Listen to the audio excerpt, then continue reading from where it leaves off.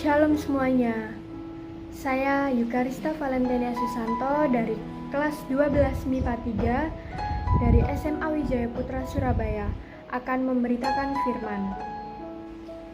Tetapi sebelum itu mari kita satu di dalam doa.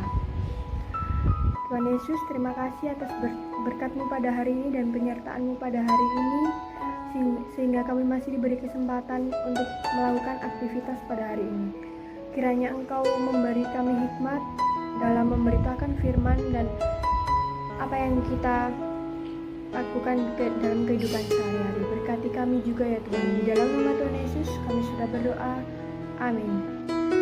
Dalam bacaan hari ini kita ambil dari Ayub pasal 1 ayat 1 sampai 22.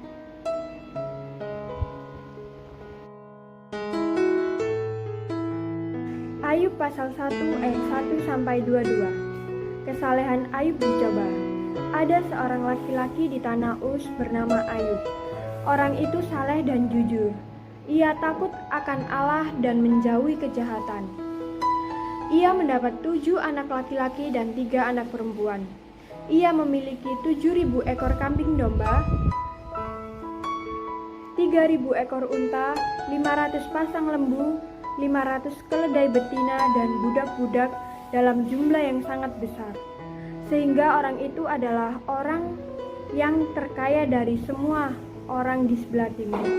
Anak-anaknya yang lelaki biasa mengadakan pesta di rumah mereka masing-masing menurut giliran, dan ketiga saudara perempuan mereka diundang untuk makan dan minum bersama-sama mereka. Anak-anaknya yang lelaki biasa mengadakan pesta di rumah mereka masing-masing menurut giliran, dan ketiga saudara perempuan mereka diundang untuk makan dan minum bersama-sama mereka. Setiap kali apabila hari-hari pesta berlalu, Ayub memanggil mereka dan menguduskan mereka. Keesokan harinya, pagi-pagi bangunlah Ayub, lalu mempersembahkan korban bakaran sebanyak jumlah mereka sekalian. Sebab pikirnya, mungkin anak-anakku sudah berbuat dosa dan telah mengutuki Allah di dalam hati. Demikianlah dilakukan Ayub senantiasa. Pada suatu hari datanglah anak-anak Allah menghadap Tuhan, dan di antara mereka datanglah juga iblis. Maka bertanyalah Tuhan kepada iblis, "Dari mana engkau?" Lalu jawab iblis kepada Tuhan, "Dari perjalanan mengelilingi dan menjelajah bumi." Lalu bertanyalah Tuhan kepada iblis, "Apakah engkau memperhatikan hambaku Ayub? Sebab tiada seorang pun di bumi seperti dia, yang demikian saleh dan jujur, yang takut akan Allah dan menjauhi kejahatan." Lalu jawab iblis kepada Tuhan, "Apakah dengan tidak mendapat apa-apa Ayub takut akan Allah? Bukankah engkau yang membuat pagar sekeliling dia dan rumahnya serta segala yang dimilikinya? Apa yang dikerjakannya telah kau berkati, dan apa yang dimilikinya makin bertambah di negeri itu. Tetapi ulurkanlah tanganmu dan jamalah segala yang dipunyainya. Ia pasti mengutuki engkau di hadapanmu." Maka firman Tuhan kepada iblis, "Nah, segala yang dipunyainya ada dalam kuasamu, dan janganlah engkau mengulurkan tanganmu terhadap dirinya." Kemudian pergilah iblis dari hadapan Tuhan. Pada suatu hari, ketika anak-anaknya yang lelaki dan perempuan makan-makan dan minum anggur di rumah saudara mereka yang sulung, datanglah seorang pesuruh kepada Ayub dan berkata, "Sedang lembu sapi membajak dan keledai-keledai betina makan rumput di sebelahnya. Datanglah orang-orang Syeba menyerang dan merampasnya serta memukul penjaganya dengan mata pedang. Hanya aku sendiri yang luput, sehingga dapat memberitahukan hal itu kepada Tuhan." Sementara orang itu berbicara, datanglah orang lain dan berkata, "Api telah menyambar dari langit dan membakar serta memakan habis kambing domba dan penjaga-penjaga. Hanya aku sendiri yang luput, sehingga dapat memberitahukan hal itu kepada Tuhan." Sementara orang itu berbicara, datanglah orang lain dan berkata, "Orang-orang Kasdim membentuk 3 pasukan, lalu menyerbu unta-unta dan merampasnya, serta memukul penjaganya dengan mata pedang. Hanya aku sendiri yang luput, sehingga dapat memberitahukan hal itu kepada Tuhan. Sementara orang itu berbicara, datanglah seorang lain dan berkata, anak-anak Tuhan yang lelaki dan yang perempuan sedang makan-makan dan minum anggur di rumah saudara mereka yang sulung. Maka tiba-tiba angin ribut bertiup dari seberang padang gurun. Rumah itu dilandainya pada 4 penjurunya dan roboh menimpa orang-orang muda itu, sehingga mereka mati. Hanya aku sendiri yang luput, sehingga dapat memberitahukan hal ini kepada Tuhan. Maka berdirilah Ayub lalu mengoyak jubahnya dan mencukur kepalanya, kemudian sujudlah ia dan menyembah, katanya, dengan telanjang aku keluar dari kandungan ibuku, dengan telanjang juga aku kembali ke dalamnya.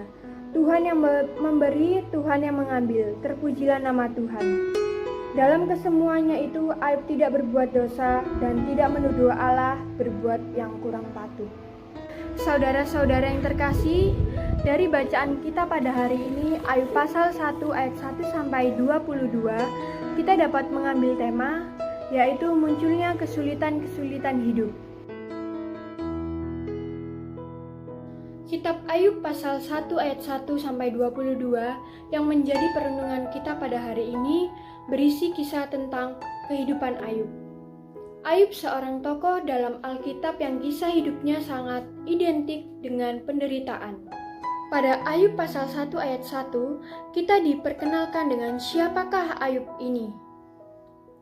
Dikatakan di sana Ayub ini adalah seorang yang saleh, jujur dan takut akan Allah dan menjauhi semua kejahatan-kejahatan yang ada. Ayub juga seorang yang kaya raya. Hal ini ditandai dengan adanya ia mempunyai 7.000 ekor kambing domba, 3.000 ekor unta, 500 pasang lembu, 300 keledai betina, serta budak-budak yang tidak terhitung jumlahnya. Sehingga Ayub dijuluki orang terkaya di seluruh daerah timur pada masa itu. Karena kesalehan dan kejujurannya Ayub, apakah membuat Ayub tidak mengalami masalah dalam hidupnya? Tentu tidak. Justru Ayub mengalami sejumlah masalah yang sangat luar biasa. Masalah ini datang menimpa Ayub.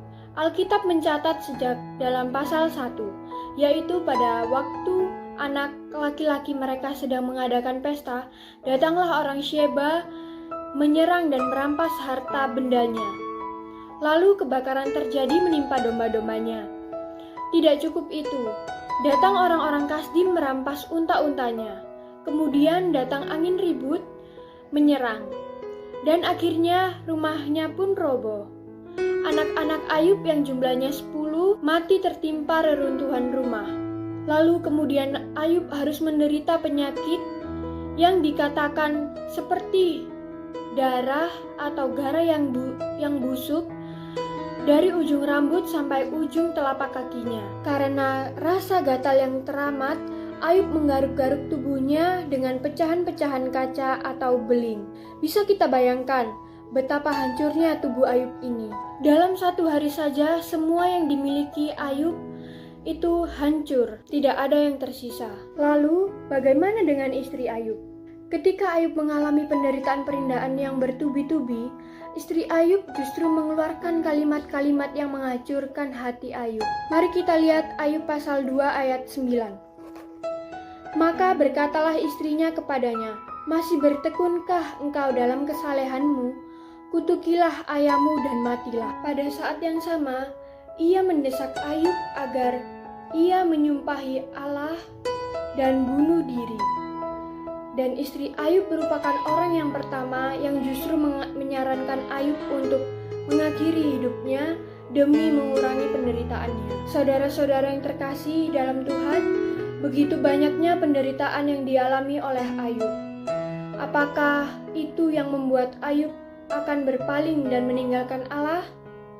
Tentu saja tidak. Ayub dikenal dengan segala penderitaannya. Ayub dikenal dengan prinsipnya, yaitu Tuhan yang memberi, Tuhan yang mengambil adalah Ayub yang tetap pada pendiriannya. Ayub hidup dalam kebenaran iman yang tidak goyah. Ayub tetap memegang teguh janji-janji Allah dalam hidupnya. Jika kita melihat dari kisah Ayub ini, di akhir hidup Ayub dipulihkan kembali oleh Tuhan, dan Tuhan memberikan 2 kali lipat dari segala yang Ayub miliki dahulu. Saudara-saudara yang terkasih, sebagaimana Ayub tidak pernah meninggalkan Tuhan di dalam keadaan apapun, dan imannya juga tidak goyah, marilah ketika kita mengalami penderitaan, mari kita juga tetap menguatkan iman kita kepada Tuhan Yesus. Dan kita juga harus berdoa meminta pertolongan kepada Tuhan. Tuhan Yesus selalu bersama kita dalam keadaan apapun juga. Terima kasih. Tuhan Yesus memberkati kita semua. Amin.